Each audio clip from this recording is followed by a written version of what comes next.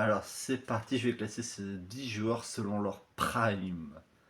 Alors Cristiano Ronaldo CR7. Compliqué pour moi, il fait partie des deux meilleurs joueurs de l'histoire. En un ou en 2, il y en a qui vont être pro Messi, d'autres qui vont être pro Ronaldo.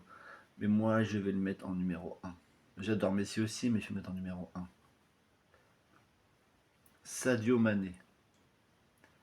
À son prime, c'est vrai que c'est un bon joueur, mais est-ce qu'il fait du top 5? Je pense pas. Donc je vais mettre sixième. Mohamed Salah. À son prime, il est d'ailleurs encore actuellement dans son prime, moi je trouve. C'est lui qui a porté Liverpool cette saison, donc sans lui, je pense que Liverpool n'est pas champion. On l'a vu, pareil, quand il n'était pas en forme, Liverpool s'est fait éliminer, donc c'est lui qui porte Liverpool. Donc je vais le mettre en cinquième position. Erling Haaland. Il a, pour moi, personnellement, il n'a pas encore atteint son prime. Manchester City, ils vont faire une saison l'année prochaine où il va tout éclater. Donc je vais le mettre en 7.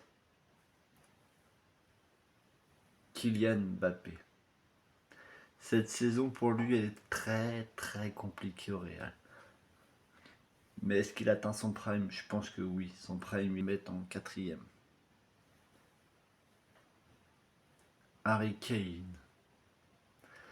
J'ai jamais été fan de ce joueur, à vrai dire.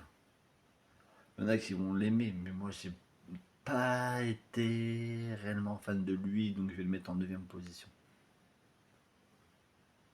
Kevin De Bruyne.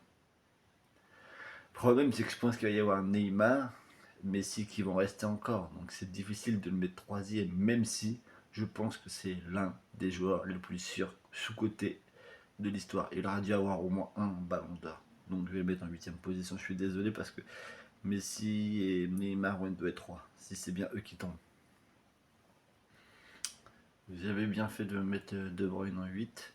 Pour moi, comme j'ai dit tout à l'heure, il fait partie des deux meilleurs joueurs de l'histoire. Il y en a qui vont l'aimer en numéro 1, d'autres qui vont le mettre en numéro 2, vice versa pour Ronaldo, donc je le mets en numéro 2.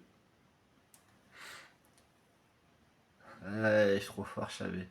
Neymar, c'est s'il n'avait pas été un caractère un peu je m'en foutiste, parce que c'est un nonchalant, il avait un talent monstre ce joueur. Il a toujours ce talent monstre. Donc pour moi, à son prime, il était aussi fort que Messi et Ronaldo. Donc je le mets en numéro 3. Et enfin, le 19e, le 10e, Karim Benzema. Je m'attendais pas à lui. Sincèrement, je m'attendais pas à lui en 10e. Malheureusement, moi, si je devais le reclasser, je le mettrais entre peut-être devant Salah. Parce que quand même, quand Ronaldo est parti du Real, c'est quand même lui qui l'a porté le Real. Donc je vais le mettre en 10 parce que j'ai pas le choix malheureusement. C'est lui qui est tombé en pour le 10e place. Mais pour moi, il est au-delà de la 10e place. 4e, 5e. C'est pas déconnant. Donc je vais le mettre en 10e, même si c'est pas mon choix premier. Donc voilà mon classement. Dites-moi ce que vous en pensez en commentaire. Je sais que pour vous, le classement ne va pas vous plaire, malheureusement, mais on peut pas faire les choix qu'on veut.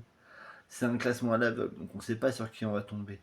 Donc là, je savais très bien qu'il allait avoir Messi, Ronaldo, Neymar, des trucs comme ça. Mais après, derrière, les autres, c'était aléatoire. Donc j'ai mis ce que je pensais, pour moi, ce que je pensais être meilleur.